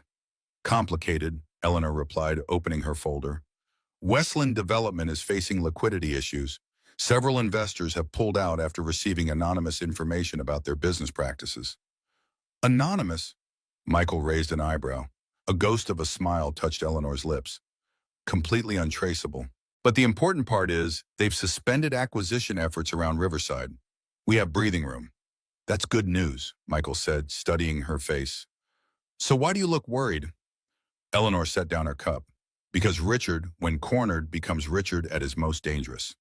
This isn't over. Her candor was something Michael had come to appreciate. In their weeks working together, Eleanor had gradually shed the corporate armor she wore in other settings, allowing him glimpses of the woman beneath, thoughtful, occasionally vulnerable, fiercely principled, in ways that surprised him. The renovation is proceeding on schedule, Michael noted, redirecting to safer territory. First group of residents move back next week. Including Gloria, Michael nodded. She's already planning a housewarming party. You're invited, by the way, explicitly and by name. I am, Eleanor sounded genuinely surprised. You've won her over, Michael confirmed. The grab bars in the bathroom and the emergency call system were apparently the deciding factors. Eleanor's expression softened. Those were your design recommendations, not mine. But you approved them without questioning the quad, Michael pointed out. That made an impression. A comfortable silence settled between them as they reviewed the day's tasks. Their working relationship had developed an easy rhythm. Michael's practical construction knowledge, complementing Eleanor's strategic vision, his attention to individual residents' needs, balancing her focus on the project's larger impact. Lily asked about you yesterday, Michael said casually. Wanted to know if you'd come to her school play next week. She's a flower, non-speaking role, but apparently crucial to the plot. Eleanor looked up, clearly touched, but hesitant. I wouldn't want to intrude on a family event. You wouldn't be, Michael said simply. She wants you there. The unspoken extension hung in the air. And so do I. Before Eleanor could respond, her phone buzzed insistently. She glanced at it, her expression darkening. I need to take this. It's Caroline. She stepped outside, leaving Michael to wonder at the shift in her demeanor. Their cautious dance towards something more personal had become a pattern, moments of connection interrupted by the demands of Eleanor's world steps forward, followed by strategic retreats. When she returned minutes later, her CEO mask was firmly back in place. I need to go. There's a situation with the Grand Tower project. Serious, potentially, she acknowledged. A structural issue that wasn't in the original reports. The engineering team is investigating. Michael frowned. What kind of structural issue? They're not sure yet. Possibly substandard materials in the foundation supports. Eleanor gathered her things with efficient movements. I'll have Robert email you the preliminary reports. Leaner, Michael said, stopping her retreat. Be careful, this timing is suspicious. Their eyes met in shared understanding. Richard. Always, she promised, her professional veneer softening momentarily. And Michael, tell Lily I'd be honored to attend her theatrical debut. After she left, Michael returned to his designs, but his mind remained on Eleanor. In the weeks they'd worked together, he'd watched her navigate business crises, community concerns, and personal attacks with a grace that belied her reputation as a ruthless CEO. The woman who emerged was complex-driven, but compassionate, powerful, but increasingly willing to show vulnerability. The Grand Tower situation troubled him. Construction sites were dangerous enough without potential sabotage. And if Richard was involved, Michael reached for his phone, sending a brief text. Let me know if you need another set of eyes on those structural reports. Stay safe. Her reply came quickly. Will do. Don't worry about me. Focus on Lily and those bathroom designs. I need your best work, Turner. The use of his last name, a callback to their earliest interactions, made him smile despite his concern. Eleanor Palmer was many things, but never predictable. The Grand Tower site hummed with unusual tension. Engineers in hard hats clustered around exposed foundation elements, pointing and conferring in low voices. Construction had been temporarily halted, an expensive decision that Eleanor wouldn't have made without serious cause. She stood slightly apart, listening as the lead structural engineer explained the situation. The laboratory results confirm it, Ms. Palmer. The concrete mixture in these support pillars doesn't match specifications. It's been diluted, still technically within code, but well below what we ordered and paid for. Deliberately, Eleanor asked, though she already knew the answer. The pattern is too consistent for error, the engineer confirmed. Someone systematically reduced the strength of these specific support elements. Eleanor surveyed the site, mind racing through implications. Safety assessment. The structure isn't in immediate danger, but long-term integrity would be compromised. These supports need to be replaced before construction proceeds. Cost and timeline impact. 3 to 4 weeks minimum. As for cost, the engineer named a figure that made even Eleanor wince. Begin replacement immediately, she instructed. I want 24-hour security on the site, access restricted to essential personnel only, and daily material testing going forward. After the engineer departed, Robert approached. The board is requesting an emergency meeting. They're concerned about both the financial impact and potential liability. Schedule it for tomorrow morning, Eleanor replied. And Robert, bring the Westland development files. All of them. You think Richard is behind this? Robert asked quietly. I know he is, Eleanor said. The question is whether we can prove it and how many other surprises he's left for us to find. Later, alone in her office, Eleanor stared at financial projections that had suddenly become much more challenging. The Grand Tower's setback would strain resources already committed to the Riverside renovation. The board would pressure her to cut corners, perhaps even abandon the mixed-income housing model that had become increasingly important to her. Her phone buzzed with a text from Michael. Lily's play is at 4 p.m. Thursday. No pressure, but there's a flower costume involved that has to be seen to be believed. The simple message, so removed from corporate crises and vindictive ex-husbands, brought an unexpected smile to Eleanor's face. 6 months ago, her response to the current challenges would have been straightforward and work. Harder, sleep, less sacrifice, everything personal until the problem was solved. Now she found herself typing, wouldn't miss it, save me a seat. The Eleanor of a year ago wouldn't recognize the woman she was becoming, one who measured success in more than profit margins, in stock prices, who was learning that vulnerability wasn't weakness, but a different kind of strength. As she returned to the grim financial projections, Eleanor felt something she hadn't experienced in years.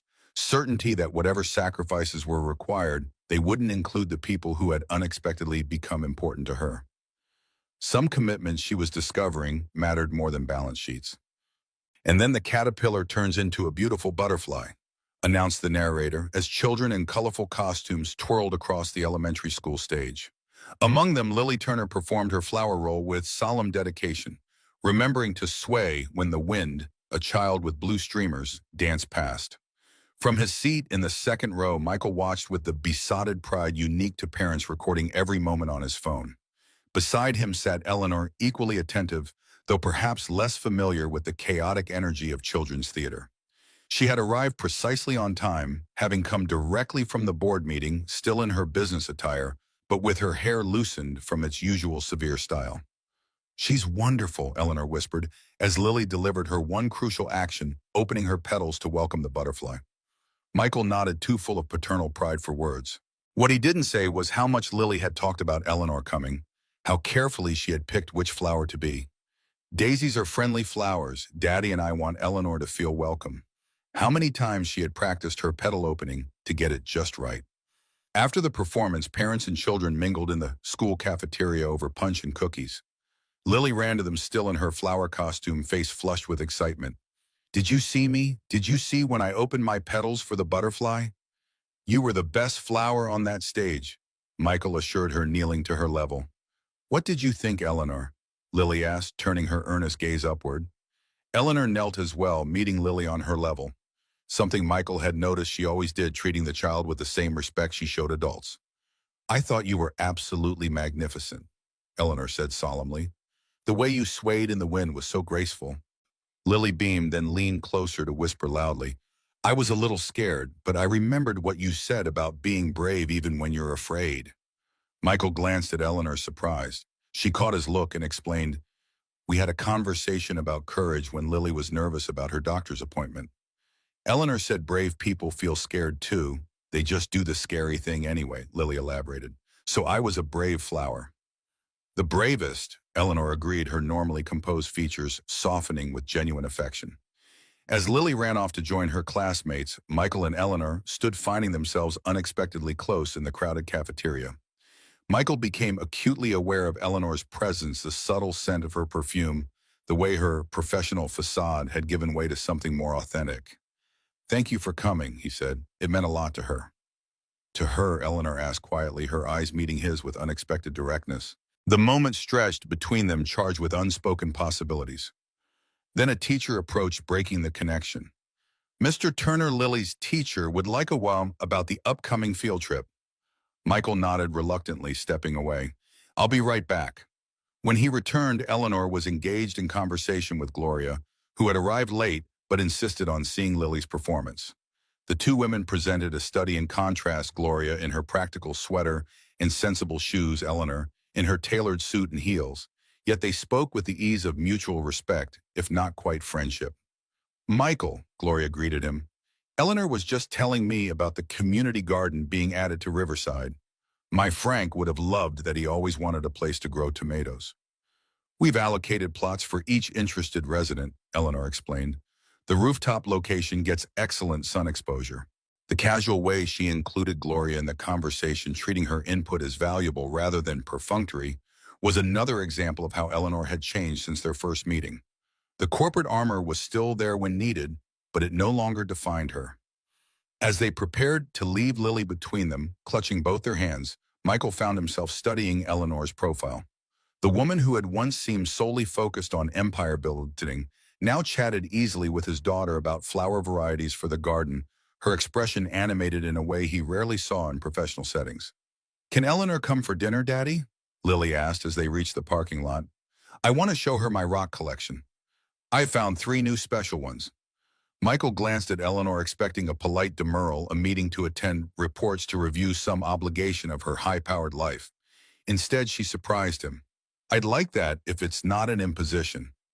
Never, Michael said, simply realizing as he spoke that he meant it.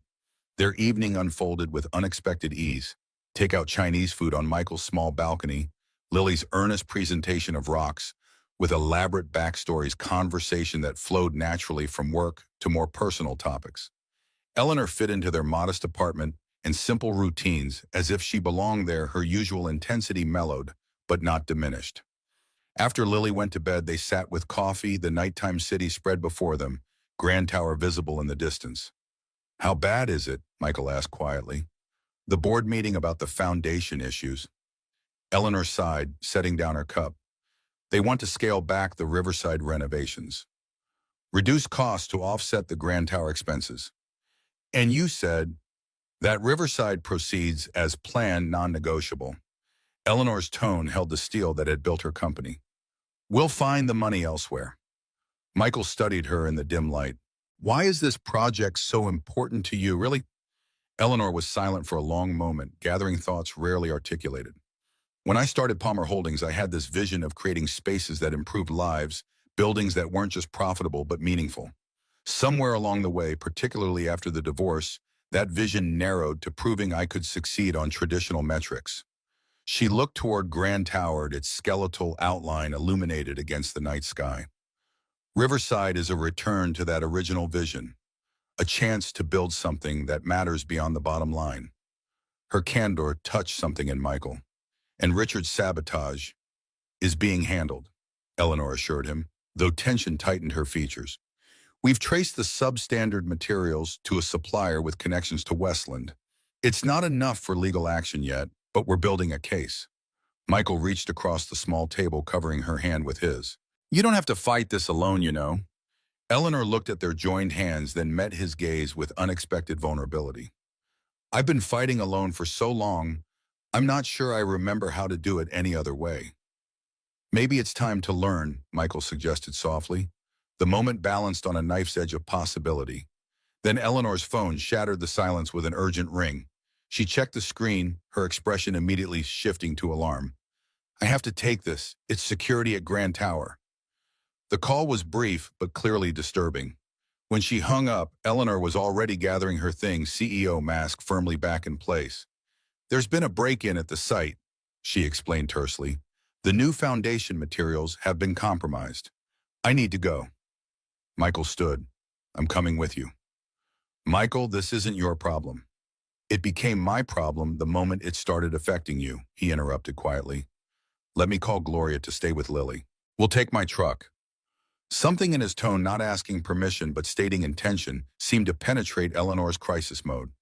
She nodded once, a silent acknowledgement that perhaps she didn't have to handle everything alone after all. The Grand Tower site was awash in harsh security lights and police activity. Yellow tape cordoned off areas and forensics teams worked methodically among the foundation structures. Eleanor moved through the chaos with focused efficiency, conferring with security personnel and site managers. Michael followed his construction experience, giving him immediate insight into the situation. Someone had systematically sabotaged the newly delivered foundation materials, not damaging them, obviously, but subtly altering their composition in ways that would have been catastrophic if undetected. The security cameras were disabled for exactly 12 minutes, the head of security explained. Professional job. Eleanor's face remained impassive, but Michael saw the slight tremor in her hands, not fear but carefully controlled fury. Ms. Palmer, called a detective approaching with a small evidence bag. We found this near the compromised materials. Inside the bag was a small gold cufflink, monogrammed with the initials RM. Eleanor stared at it, her composure faltering momentarily. Richards, she confirmed. He always was too arrogant to cover his tracks completely. It could be planted, Michael pointed out, to make it obvious. Perhaps, Eleanor acknowledged, but it's his style to make sure I know it's him while maintaining plausible deniability. The detective took detailed notes before moving on, leaving Eleanor and Michael momentarily alone amid the bustle of investigation. This isn't just business anymore, Michael said quietly. This is dangerous, Eleanor. He could have killed people if this hadn't been caught. I know. Her voice was steady, but her eyes revealed the weight of responsibility. The police are involved now. We have evidence, witnesses. Will it be enough? Eleanor's silence was answer enough. Men like Richard Mills rarely face consequences proportionate to their actions. They worked through the night, Eleanor directing a complete security overhaul, Michael using his construction expertise to help assess the full extent of the sabotage. By dawn, they had a clear picture of both the damage and the intended outcome. Had construction proceeded with the compromised materials, eventual structural failure would have been inevitable. As they finally left the site, exhaustion hung heavy on both of them. In Michael's truck, Eleanor leaned back against the headrest, the polished CEO veneer cracked by fatigue and worry. He won't stop, she said quietly. Not until he's destroyed everything I've built. Michael drove in silence for a moment, considering his next words carefully. What if you gave him what he wants? Eleanor turned to him, confusion evident. What do you mean? Not literally, Michael clarified. But what if you made him think he'd won? Let him believe Grand Tower is failing, that Palmer Holdings is in trouble. A trap, Eleanor realized, fatigue giving way to strategic consideration.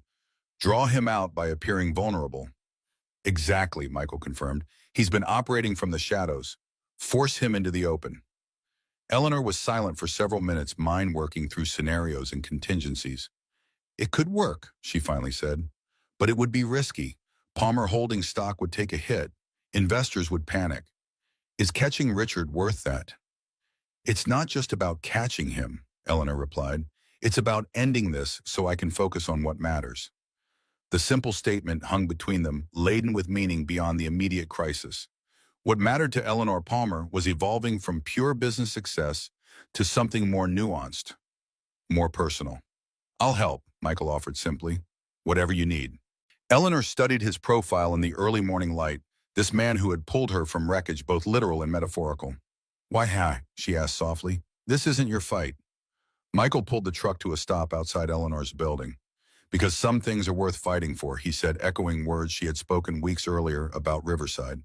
Some people are worth fighting for. The air between them charged with unspoken feelings, with possibilities neither had fully acknowledged. Eleanor reached across the console, her hand finding his. Thank you, she said, the simple words carrying a depth of meaning beyond their syllables. As she exited the truck, Eleanor paused. Michael, bring Lily to my place for dinner tomorrow. I think we all need something normal after this. Normal. Such a simple concept, yet one that had been absent from Eleanor's life for longer than she cared to admit. The realization that she now associated normalcy with Michael and Lily was both surprising and somehow inevitable. Eleanor's penthouse reflected her traditional aesthetic, elegant, minimal, tastefully expensive.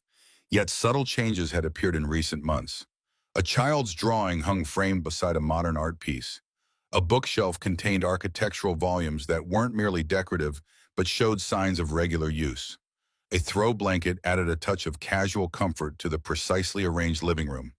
Tonight, the formal dining table had been abandoned in favor of the kitchen island, where Eleanor arranged takeout containers with more attention than such casual fare typically warranted.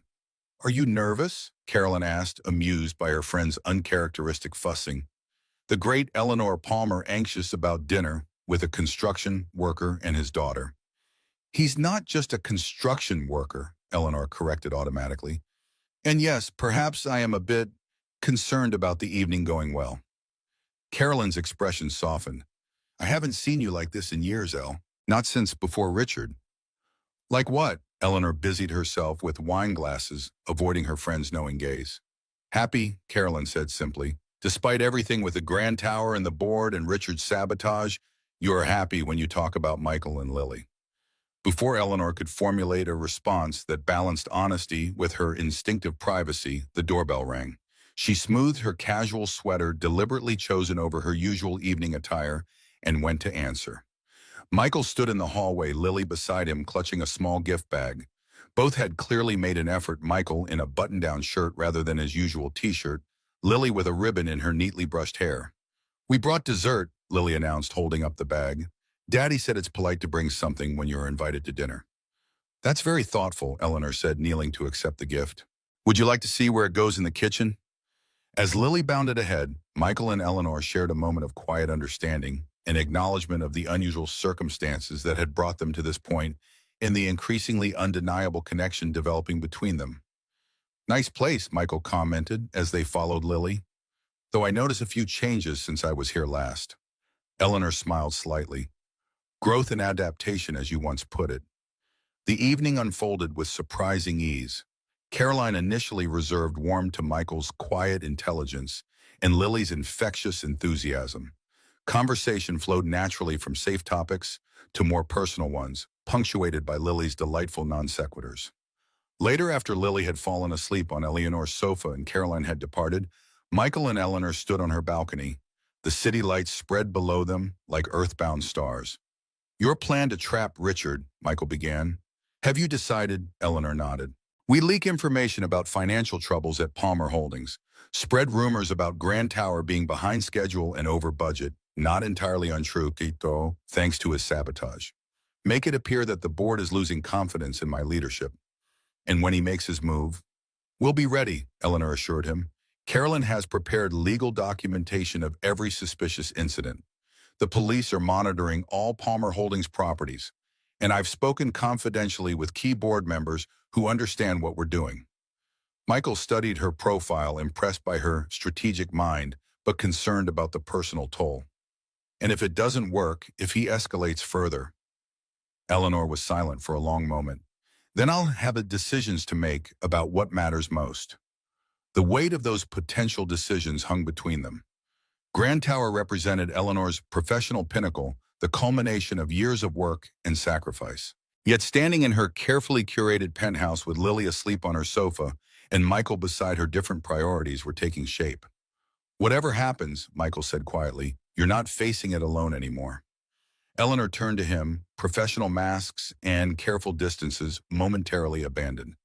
"I'm beginning to understand that," she admitted. "It's unfamiliar territory." "For both of us," Michael acknowledged, thinking of the years he'd spent ensuring he needed no one could handle everything himself for Lily's sake. Their eyes held the moment expanding to encompass all that remained unsaid between them. Then Michael glanced at his watch, reluctantly breaking the connection. "I should get Lily home," he said. "School tomorrow." Eleanor nodded, though disappointment flickered briefly across her features. "Of course." As Michael gathered the sleeping Lily, Eleanor held the door, their hands brushing as she passed him Lily's small jacket. The contact, brief as it was, sent an undeniable current between them. "Thank you for tonight," Michael said. "It meant a lot to Lily, to both of us." "Come to the Riverside completion ceremony next week," Eleanor replied. "Gloria would be disappointed if you missed it." "Just Gloria?"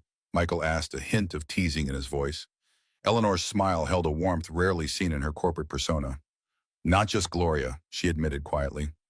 After they left, Eleanor moved through her penthouse, gathering dishes and straightening cushions, disturbed by Lily's exuberant presence.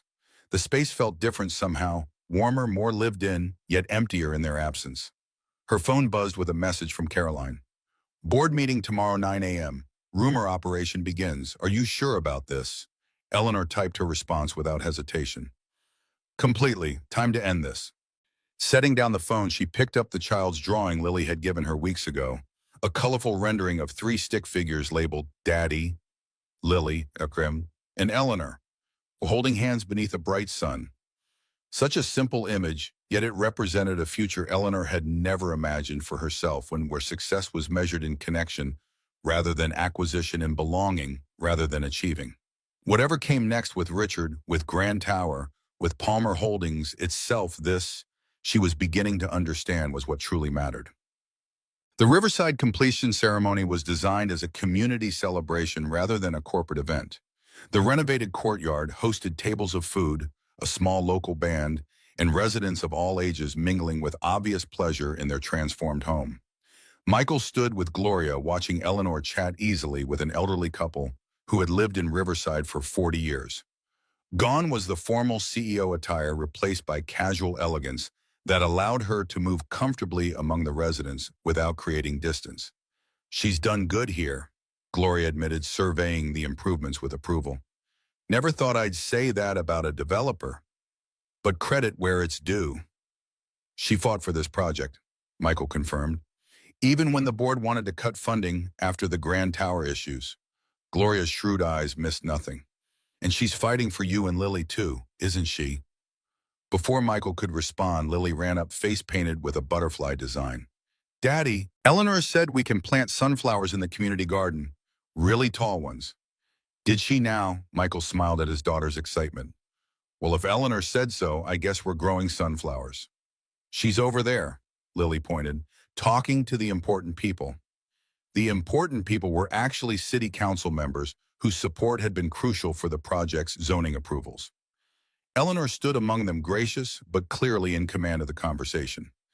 Go tell Eleanor we need to discuss these sunflower plans, Michael suggested to Lily. I'll be right here with Mrs. Jenkins. As Lily skipped away, Gloria gave Michael a knowing look. That woman has changed since she met you two, she observed. Less corporate robot, more actual human. She was always human, Michael corrected gently, just had different priorities. And now, Michael watched as Eleanor knelt to listen intently to Lily's sunflower vision, giving the child her complete attention despite the hovering council members. Now I think she's remembering what matters beyond balance sheets. And you, Gloria pressed, what matters to you beyond Lily? The direct question caught Michael off guard. Since Catherine left, he had focused exclusively on providing stability for Lily, setting aside personal desires and ambitions as luxuries he couldn't afford. Before he could formulate a response, a commotion near the entrance drew their attention. Richard Mills had arrived, his expensive suit and arrogant bearing immediately setting him apart from the Riverside residents. Eleanor straightened instinctively, placing Lily slightly behind her as she spotted her ex-husband. Her expression shifted from warm engagement to cool professionalism in an instant. Michael moved quickly to join them, positioning himself beside Eleanor as Richard approached. Eleanor, Richard greeted with false warmth. What a charming little project. His gaze swept dismissively over the renovated courtyard before settling on Michael and Lily with obvious curiosity. Richard, Eleanor acknowledged coolly, this is a private community event. I don't recall sending you an invitation. The financial pages extended the invitation. Richard replied, his smile not reaching his eyes. Palmer Holdings stock down 12%, Grand Tower behind schedule. Board members expressing concerns about leadership. How could I resist seeing the great Eleanor Palmer's charitable distraction while her empire crumbles? The strategic leaks had clearly worked. Richard believed Eleanor vulnerable, her position weakened. He had emerged from the shadows exactly as planned. My company is doing just fine, Eleanor replied evenly, but I appreciate your concern. Richard's attention shifted to Michael, his gaze calculating. And who might this be? Not the usual corporate type you surround yourself with. Michael Turner, Eleanor said, her voice warming slightly, chief design consultant for Riverside and a close personal friend. The slight emphasis on personal wasn't lost on Richard. His eyes narrowed. I see. Expanding your social circle to include the working class, how democratic of you. Before Eleanor could respond, Lily stepped forward regarding Richard with frank curiosity. Are you the bad man who broke Eleanor's car? A moment of startled silence followed the child's direct question. Richard recovered first, his laugh brittle. Children and their imaginations. Charming. Lily, Michael said quietly, why don't you go help Mrs. Jenkins with the dessert table? Once Lily was safely out of earshot, Richard's facade of civility dropped further. Really, Eleanor, playing house with a construction worker and his brat while your company faces a crisis. The board will be fascinated to hear where your priorities lie these days. Michael tensed, but Eleanor's hand on his arm kept him in place. Her voice when she spoke carried the steel that had built her company. My priorities are exactly where they should be, Richard. On building things that last, on creating value beyond the next quarterly report. She stepped closer, her voice dropping. And on ensuring that people who sabotage construction sites endangering innocent lives face consequences. Richard's expression flickered. Careful, Eleanor. Accusations without proof are slander. Oh, I have proof, Eleanor assured him. Security footage, material analysis, witness statements. Even a certain monogrammed cufflink carelessly left behind. For the first time, uncertainty crossed Richard's face. You're bluffing. Am I? Eleanor's smile was cold. The police are very interested in the Grand Tower sabotage. Attempted manslaughter carries significant prison time, I'm told. Richard's composure slipped further. You can't prove anything. I already have, Eleanor replied.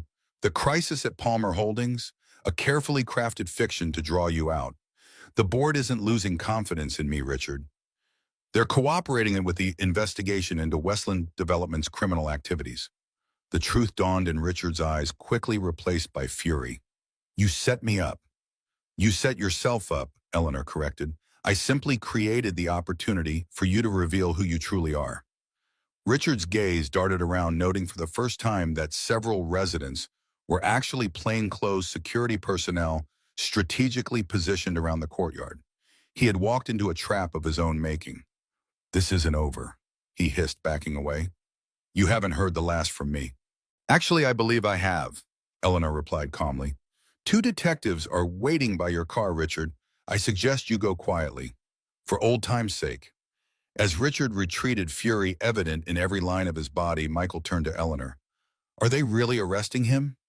Not yet, she admitted, but they're serving him with documents, legal and financial, that will effectively end his ability to threaten Palmer Holdings or anyone associated with it. The criminal charges will follow once the forensic evidence is processed. Relief and admiration mingled in Michael's expression. You planned this all along.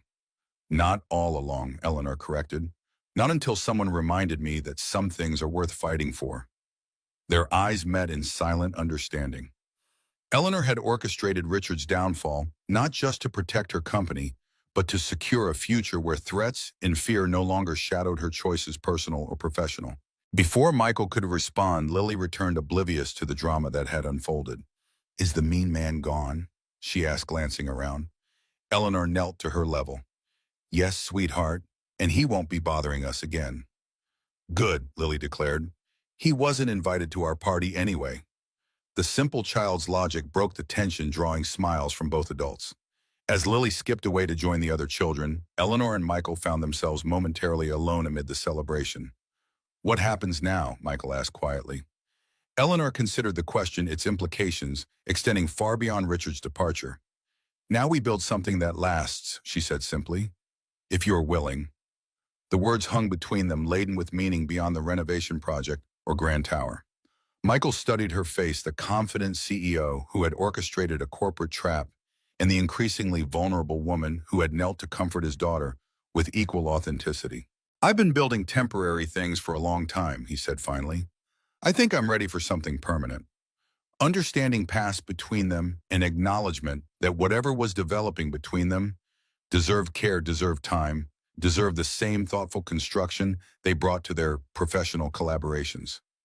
Eleanor's smile held promise rather than certainty. Then we'll build it right, one day at a time. As they rejoined the celebration, moving among the residents whose lives had been improved by their combined efforts, Eleanor found herself surrounded by the evidence of what she and Michael had already created together, A community renewed a vision, realized a future taking shape that honored both their pasts while creating something entirely new. Gloria approached, observing their closeness with approval. Well, that unpleasant man certainly didn't stay long.